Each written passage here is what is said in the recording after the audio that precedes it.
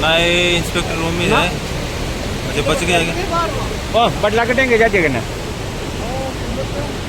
हाँ हाँ